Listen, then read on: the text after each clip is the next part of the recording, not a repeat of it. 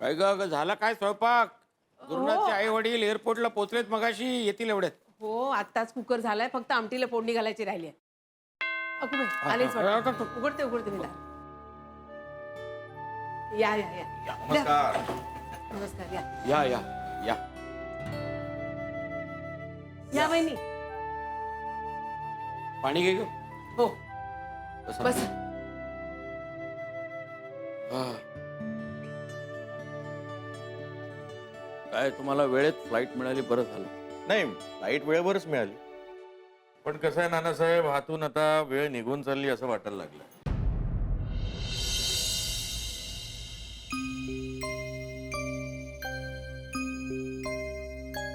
काय होतं अधूनमधून या गुरुनाथला कोण जाणार. मागच्या वेळेस पण असंच केलं होतं. सुनबाईसोबत भांडण केलं, तिला घराच्या बाहेर काढलं. ते आमच्या नातवानं अथर्वनं फोन करून सांगितलं म्हणून इथं निस्तरायला यावं लागलं होतं आम्हाला. पहा ना आता, एवढ्या लांबून आम्ही इथं आलो. आमचं वय झालं का याचं? याने आमची काळजी घ्यायला पाहिजे ना? का आम्हीच आपले ह्याचे तंटे बकेडे सोडवायला सारखे सारखे इथं खेपा मारायच्या? सांगा बरं तुम्ही. मागच्या वेळेस का आता म्हणे राधिकाचं वागणं आवडलं नाही म्हणून तिला घराबाहेर काढलं.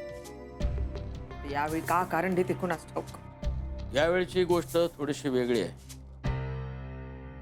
गुरुनाथला एक मुलगी आवडायला लागली म्हणे.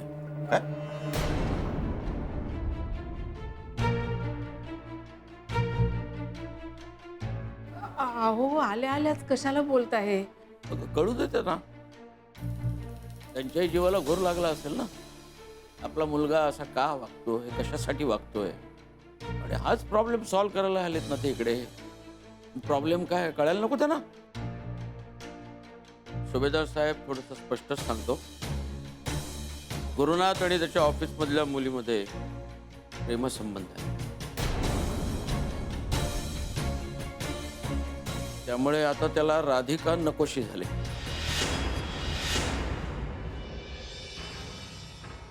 हाय बाई, आता हेच ऐकायचं बाकी राहिलं होतं का?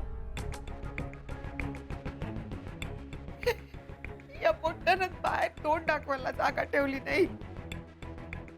का होईल राधिकाचं आता, का होईल? राधिकाचं काही होणार नाही.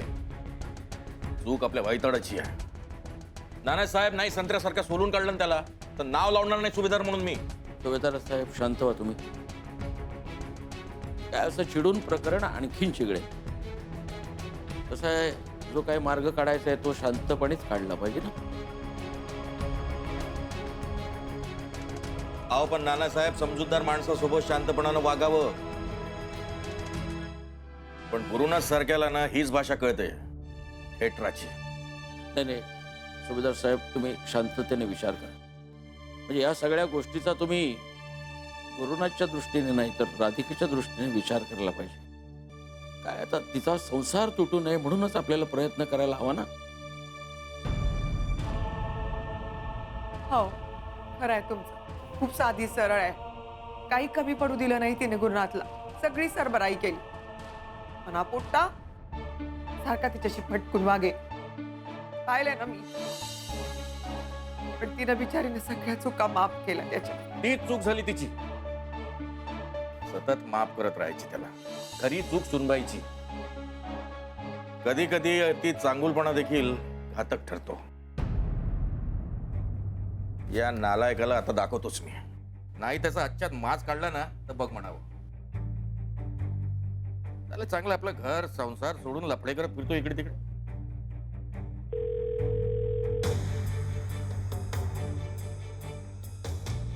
हे बघ, फोन उचलत नाही आता. रिंग जाते. कुठं गेला देव जाणे. गेला असेल त्यांना टीव्हीकडे.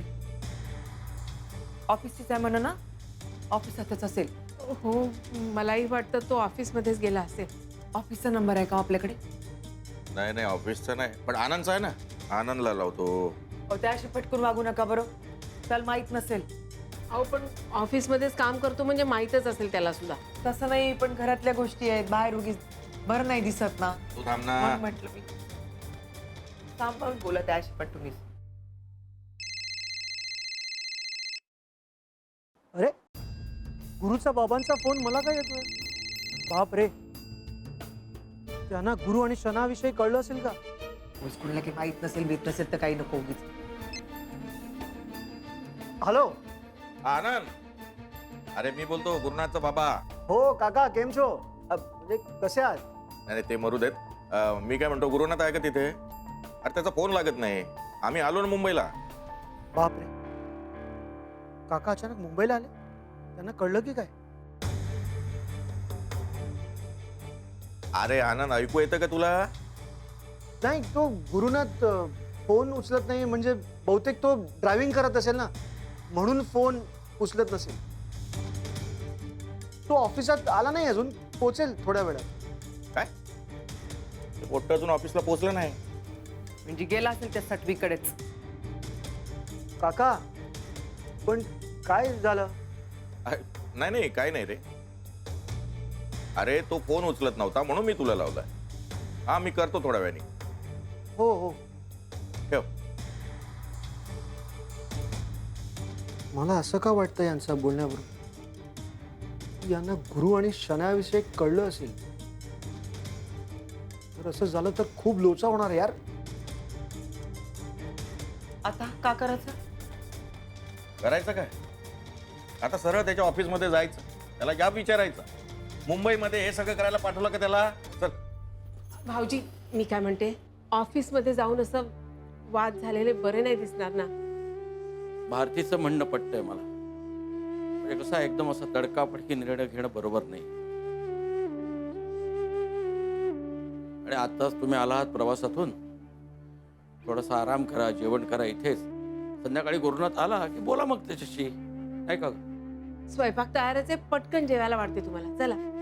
नाही वहिनी, अहो हे सगळं ऐकून झाल्यावर आमच्या घशाखाली घास कसं उतरणार? राधिका आमची सून जरी असली तरी आम्ही आमची मुलगी मानतो तिला. तिचा अधिकार आहे तिच्या घरावर, तिच्या संसारावर.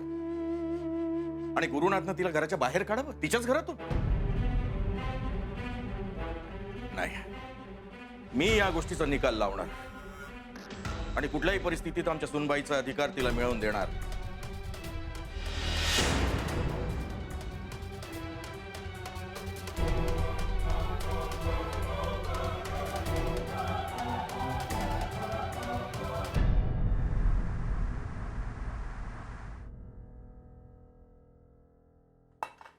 गुरु, कुठे होतास यार? केव्हापासून तुला फोन ट्राय करतोय.